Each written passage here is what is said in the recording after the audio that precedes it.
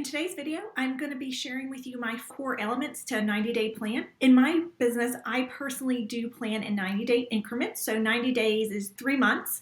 I break my year up into quarters. So we have January, February, March would be quarter 1, and so on. And in case you don't know me, I'm Mariah, and my business is Bloom Hustle Grow, where I help service-based entrepreneurs get their business operations organized and optimized to make the hustle happier. The very first element of a 90-day plan that I look at is any appointments or outside commitments that I have. So that might be like vacation. So if you know you have a vacation coming up, you may not get as much done in a particular quarter or 90-day period if you're taking like a whole week off. Or if you know it's a particularly busy time of year with your kids, or if your spouse is busy and you have to take on more of the home tasks, anything like that. You want to make sure to identify anything that's going to kind of keep you from working your regular schedule or just maybe a distraction within your life. So you want to look at that, as well as like any appointments or anything else you've committed to already, and that's a solid date on your calendar. So maybe it's a conference, maybe it's participating in a summit, anything like that. So I look at all of my commitments that I already have for the next 90 days. I then make sure and look at all my routine tasks. So this is anything that you do on a regular basis in your business. It might be daily, it might be weekly, any of those things. Like for instance, bookkeeping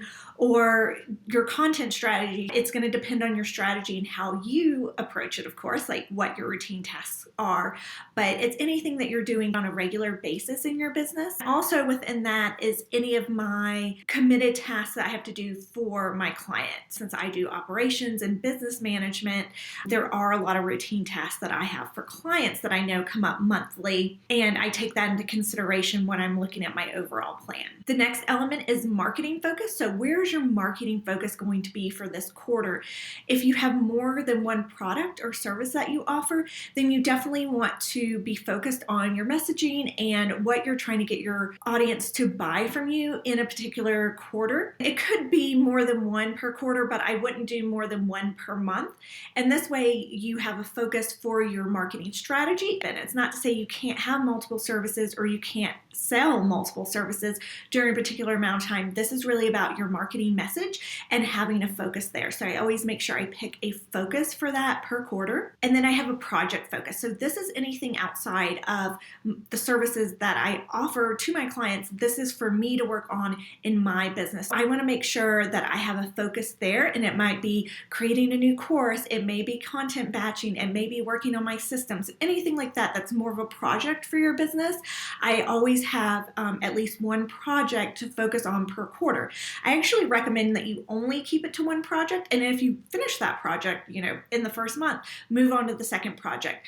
I personally work best if I'm not trying to juggle like 3 or 4 projects at one time, if I can just sit down there and focus on this one particular project for my business. And then I have learning focus. So this is the time that I'm going to map out and make sure I have time for, and it might be masterminds, it might be doing a course that I bought, it may be reading, anything like that that I want to do in terms of personal development or skill development within my business. So those are the 5 core elements that I use and make sure to examine and pick a direction in for each 90 days that I plan for my business. So again, that's appointments or any outside commitments, anything that you have that you've already committed the time to within the next 90 days. Any routine tasks, so those are any of those tasks that you do on a daily, weekly, monthly basis to keep your business running, like bookkeeping or anything like that. Also, I include in there any time commitment that I have to my existing clients. Then there's a marketing focus. So what are you going to be promoting for this particular quarter? A project focus. So what are you going to work on outside of your client work that's going to help you scale and grow your business? And then any learning focus, any personal development or skill development that you want to do in the next 90 days. It's pretty simple, but it can be really powerful to give you a clear picture of where you're going to spend your time and how much time you have in the next 3 months. I love 90-day planning because it's short enough to be able to plan quickly, as well as make adjustments when needed. Make sure to hit subscribe. There's a new video each Monday to help you make your business run smoother.